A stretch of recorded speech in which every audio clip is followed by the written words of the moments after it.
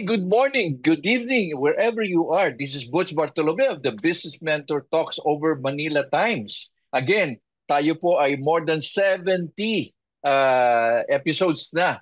And today, Sunday, ay magandang pag-usapan natin ano ba talaga, how is really car rental business these days? And I'm sure we have heard a lot, no? We read a lot, we saw a lot. But again, let me tell you, we have a friend by the name of Florence Ahero who really is into that business. And she will tell us how she began to start the business. So Florence, good morning, good Sunday to you. Ganda naman ang location mo dyan. Good morning, Sir Bartolome. Welcome to Yeah. our province. Oo nga, ganda-ganda na location, no? Para bang yung araw pag sinabi nating buhay probinsya, talagang nanamnamin mo, no? So again, so Florence, tell us, you are into car rental. How did you ever begin? Paano ka nagsimula ng car rental? Nag-start ako as employee muna ako, and then Mm-mm. I got a commission. So nag-isip ako na malaki yung commission ko. Nag-isip na ako ng sarili kong business. And then nakakuha ko ng tatlong sasakyan. So hindi ko na madadrive yung tatlo sasakyan. So noon nauso na yung mga self-drive na sasakyan at saka Correct. tourist na sasakyan.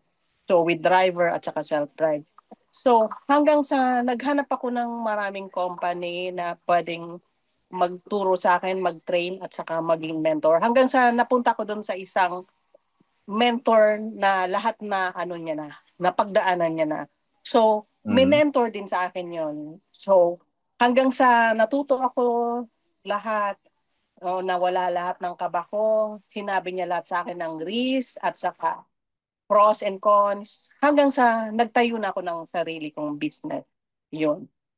Mm-hmm. So gaano katagal mo? How long did it take you from the desire to start a car rental to launching your first car rental? Gaano katagal? Nag-training muna akong 6 months. Tapos Mm-hmm. hanggang nag-start na ako siguro after 8 months. Nag-start na ako ng branch ko. Mm-hmm. So, Kasi pinag-aralan ko muna lahat. Inadapt ko muna at saka tinesting ko muna kung kaya ba at saka kung okay ba.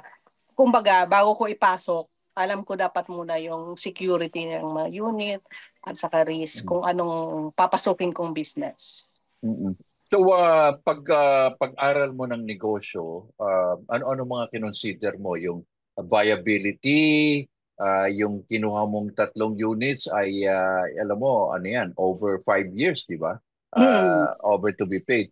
Plus, meron kang mga events, no? Nagsimula ka nung anong year? 2018, tama ba? 2018 ako nag-start yan. Oo. So, dumaan ka ng pandemya. And then 2018, 2019, maganda pa yun. Yung parang Oo. travel ng mga pumupunta ng mga foreigner, mga turista, tapos pumupunta ng Tagaytay. Hanggang sa 2020 yung Tagaytay nag-erap yung Taal, and then Yes. naging pandemic. Nung Mm-mm. pandemic, mas lalong lumaki yung kita namin kasi lalo na sa mga with driver. Mm-mm. Tapos sina-transport namin lahat ng LSI, all nationwide, yun. Mm-hmm.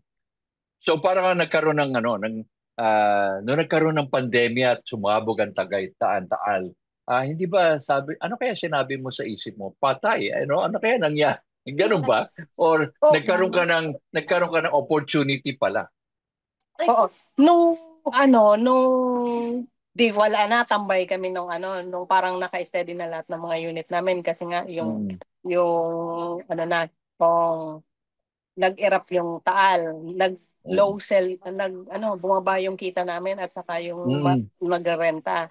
So, nung pandemic, ito naman, maraming tawag naman magpapa-transport ng mga tao sa mga probinsya nila. Minsan mayor na ang nag-ano ng half ng pamasahe hanggang inuwi namin.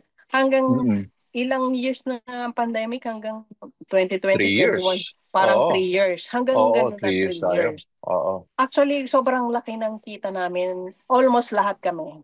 So, kasi may mga partners pa kami. May parang sa company, mga 200 units, iba-iba yung mga owner ng mga sasakyan. At so meron kayong grupo pala, which is, May group kami. Tapos, oo. lahat bago makapasok doon sa grupo, matindi rin ang profiling. Tapos So, may mga requirements. so parang sinasabi natin na you cannot do it by yourself, no? In other words, Mm-mm. sa mga negosyo, kagaya ninyo, nagkaroon kayo ng collaborative effort, correct? Opo, Tama opo. ba? Oh. But aside from driving or rental cars, ano pa ang other negosyo na pwedeng pasukin yan? Ha? Ano ba yung other means? For example, may mga corporate companies pag ganyan na Oo. they rather have rental with you long term than buying their own cars. Ganun Oo, ba? Pwede yes. rin ba? Mayroon kami mga corporate like, halimbawa, sa isang company, hindi naman sila sa mga sales nila, hindi naman sila mag-invest. Halimbawa, 10 ang sales nila, 10 Correct. sasakyan ang bibilhin nila. Magkano ang capital ng isang company?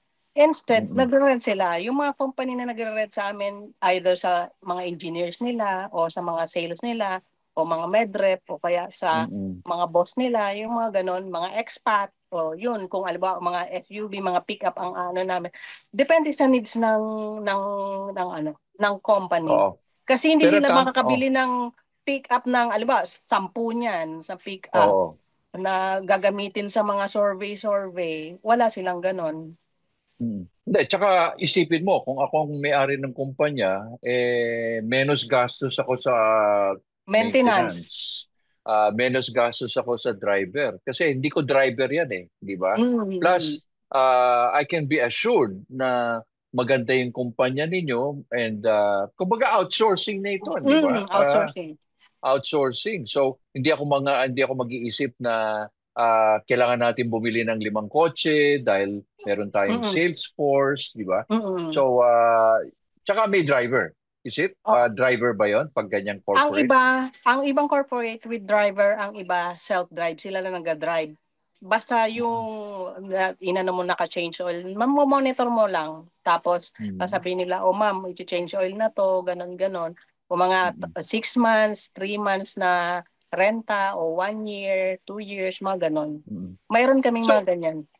So may mga pamilya ka rin bang gano'n na let's say like meron silang anak, imbis na bumili pa ng isa o 2 kotse, alam mo naman, meron tayong mga regulation, 'di ba? May mga Mm. number coding tayo, 'di ba? Mm. Uh, ito ba open din kayo sa ganyan na okay, pwedeng mag-rent ang isang family na all they have to do is make sure na aalagaan yung mga bata, pick up and ride rather than adding another car. Ganun rin ba? Pwede rin ba yun? Mayroon kaming mga ganyan yung lalo na yung parang driver with security na. Yung Okay. parang, yung mga anak nila, yung driver na ibibigay mo dapat parang security level, something ganon. Mga VIP Ah, na mhm. tinatawag. Mayroon kaming ganon. So ang dami pa ng option mo, no? Mm. Hindi lang yung tourism, but meron ka pa rin mga internal or within the local Oo. area, no? Actually, mayroon nga akong diplomat. Okay. Corporate yun, diplomat. Yung dapat yung driver na i-assign mo sa diplomat is matindi rin. Kasi Nako. diplomatic plate ang gagamitin eh.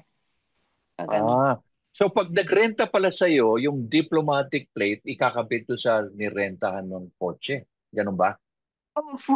Either kotse nila or kotse namin na Ah, mag-apply kami pang diplomat plate. oo. Pero ang training mo sa driver, matindi ha? I mean, how do you Opo. train people? O, Florence, interesado ako dyan. How do you train people? yung training, may third party agency kasi syempre hindi naman ako expert diyan sa Oo. mga driving kasi 'di ba ang ibang mga driver ngayon nagbabayad na lang sa fixer para maging ano ba pro ba o non professional driver's Professional, license. yeah. Oo, Driver's oo, license. oo, oo. Oh, may third party kami na accredited talaga. Pinapa-test drive namin at binabayaran namin yung agency yon para i-check kung talagang marunong mag-drive or talagang Mm. marunong sa mga traffic light or something.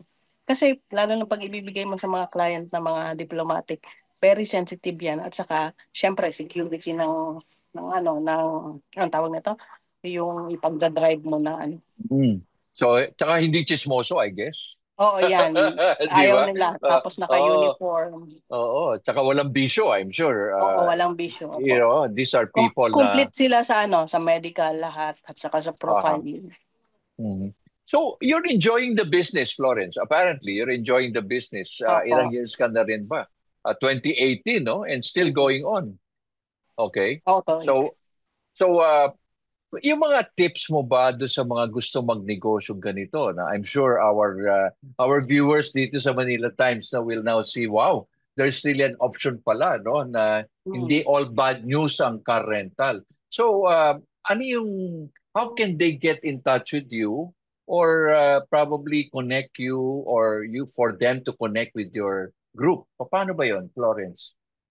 Pwede nila ako i-message sa aking Facebook. Mm-mm. Tapos, lahat ng tanong nila para lahat gusto nilang matutunan, pwede ko i-share. Kasi Mm-mm. lahat naman to sa akin share ng mentor ko. Pwede ko rin naman i-share lahat to. Kasi Mm-mm. ang gusto ko lahat, ayoko kasi yung may nakikita na nawala ng sasakyan, na dihado dahil hindi niya na-handle na maayos. Willing akong tumulong na mapaganda yung negosyo nila at saka mag-succeed sila. Kasi may Mm-mm. binabayaran silang monthly and everything lahat-lahat. Kaya naman sila Mm-mm. nag-business ng ganun dahil alam sa pag sa tingin nila kikita sila. Pero dapat Mm-mm. isipin nyo rin yung pros and cons. Mm-mm. Pag-aaralan talaga ng maigi bago tayo pumasok sa Yeah. isang business. Yun So po. kung baka may question pala ako dito. Meron daw silang kotse tapos na sila ng 5 years. Nasa kanya yung ano yan, certificate of ownership pa yon. Mm-mm. And wala na silang binabayaran. So ang pinagpipilian nila ngayon either TNVS or car rental. Ano pa mapapayo mo doon sa eto nagtatanong sa atin ng ganitong question? Ha? Pwede nilang, ang TNBS kasi, may year yata yan? Pag May old cars or oo, oo, something, oo. hindi na. Mm. Pwede sila sa mga private na travel and tours like us at saka car rental na makipag-partners. Like, ma'am, may unit akong ganito. Pwede ba ako with driver? Flexible ako sa self-drive at saka with driver. Yun. Mm-mm. Tapos, sasabihin na namin ng lahat ng requirements namin at gusto nilang malaman. Kasi, Mm-mm. ayaw naman namin na kukulitin to, ma'am, nasa na yung unit ko? Gano'n, gano'n, parang gano'n. Mm-mm. Lahat doon sasabihin, transparency. May mga kontrata din between sa owner ng sasakyan at saka the company. Hindi lang Pero one-way contract. pero paano yun? Maintenance. Kunyari ako may kotse ako, okay? Oo. Ready na ako, tapos na, wala na akong binabayaran. Sabihin ko, oh Florence, sasali ako sa inyong grupo. Paano ngayon i-check ko yung maintenance ng sasakyan to make sure na it's in tip-top shape? Paano yun? Pag ipapasok nyo naman sa amin, ipapacheck naman namin yan. Ititingnan namin Mm-mm. yung record at saka may mekaniko Mm-mm. kaming in charge na third party rin na Ah, mag-check ng mga unit mo. Kasi hindi mo naman pwedeng sabihin, ay ma'am, good pa yan ng binigay ko sa iyo eh. Ganon, di ba? mm-mm. 5 years na. Marami na rin pwedeng lumabas dyan na sakit. Depende sa use ng mga nagda-drive. May iba na Mm-mm. human error, di ba? Na Mm-mm. hindi naman pala pag nag-ship ng hindi nag-aapak ng brake, mga something ganon. Mm-mm. Kasi hindi Mm-mm. yan Mm-mm. lalabas yung mga sakit ng sasakyan after Correct, di correct. ba? Meron Oo. kami in charge dyan na nag-handle na i-check yung Mm-mm. unit, Mm-mm. i-pipicturean at saka bibidyohan, ita-test drive, lahat. Mm-mm. Pero yung continuing maintenance, kayo na. Continue sa amin na yung maintenance, yung Okay. noon. But Kasi kasama na yun doon sa renta na rate, tapos kami na nag-aalat noon, renta. ah pwede rin bang yung may-ari let's say like sabihin ko Florence, pwede ko bang magamit din yung aking sasakyan? Time Oh, out muna. Pwede mm rin ba yun? Ang contract namin para 3 months, renew. Kasi, ma'am, Ah. magbabakasyon ako probinsya ng ganito. O, di gagamitin niya, hindi muna ako mag-renew ng ganon. 1 month mo, Mm-mm. yung 1 month, ialat mo sa akin, after ganitong month, tsaka ko ulit iparent ng 3 months. Ipapasok sa kumpanya na 3 months ganon. May Ah, mga okay. ganon. So Mas hindi maganda, hindi yung 3 months para correct. kung So, gagamitin yung bakasyon, all right. may darating na bisita, mga ganun, magagamit. Maganda pala 'yon, no? So, Mm. ay nako, nakaka-excited diyan, Florence. Mm. Alam mo, nagbigay ka ng isang inspiration, no? Kasi marami nagsasabi, ayoko niyang car rental na yan. Medyo ayoko yan. Marami tayong nababasa, Mm. napapanood sa TV. But ikaw ay nagbigay ng isang perspective, no? So, Mm. again, Florence, maraming salamat dito sa ginagawa mong, again, sa isang panayam natin, no? Dito sa Manila Times. And I'm sure marami ka rin matutulungan na magme-message sa iyo, no, sa social Opo. media, no, at you'll be able to help them get into the group, no, na Mm. magkaroon ng, kasi marami talaga gusto magnegosyo, di ba, Florence, no? Opo, opo. Yung mga OFW, yung mga Mm. kapatid natin na ayaw lang man nila mag-overseas. Ikaw, ata, may plano ka ata mag-overseas nung araw kung hindi ka Mm. nag-rent, di ba? Mm. So, pero masarap pa rin yung nakatira ka sa ating bayan, di ba? At Opo, opo. yan ang ano. So anyway, Florence, maraming salamat. And again, wish you all the luck. I'm sure dadagdag at dadagdag pa yung mga units mo at magiging isa kang ganap na well-entrenched na negosyante, no? Sa ating car rental business. Okay? So again, thank you very much, Florence, and good Sunday to you. Thank you. Thank you. Thank you, Thank thank you. you. Bye-bye. Bye-bye.